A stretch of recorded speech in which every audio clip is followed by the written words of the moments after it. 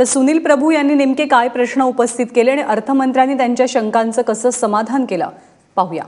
Octroi जेव्हा सुरू होता तेव्हा मुंबई शहरामध्ये येणारा प्रत्येक माल हा सुरक्षेच्या दृष्टीने देखील ऑक्ट्राय नाक्यावरती चेक केला जात होता। आज ऑक्ट्राय बंद झालाय, ते चेक नाके बंद होणार आहेत, परंतु या मुंबई शहरामध्ये जे मोठमोठे ट्रक येतील, ज्या मोठमोठ्या गाड्या येतील, त्यांच्यामधून जर आयडेक्स आलं, उद्या त्या ठिकाणी सुरक्षेच्या दृष्टीने त्या ठिकाणी कोणताही धोका निर्माण होणार, जर कोणतीही कारवाई करणारे या ठिकाणी जर कुठच्याही परिस्थितीत अशा पद्धतीच्या वस्तू या मुंबई शहरामध्ये आल्या तर मुंबई शहरातील सुरक्षेला धोका निर्माण होईल। या दृष्टीने देखील येणाऱ्या काळामध्ये राज्य सरकारला या शहराच्या हिताबद्दलचा आणि सुरक्षा बाबतचा निर्णय घ्यावा लागेल।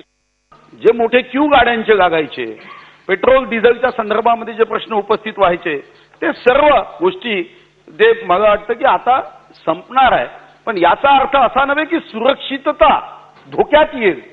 तर यासाठी महाराष्ट्र सरकारचं विशेष लक्ष, मुंबई आपली आर्थिक नगरी आहे, या ठिकाणी निश्चितपणे विशेष लक्ष देण्याचा निर्णय हा झालेला आहे।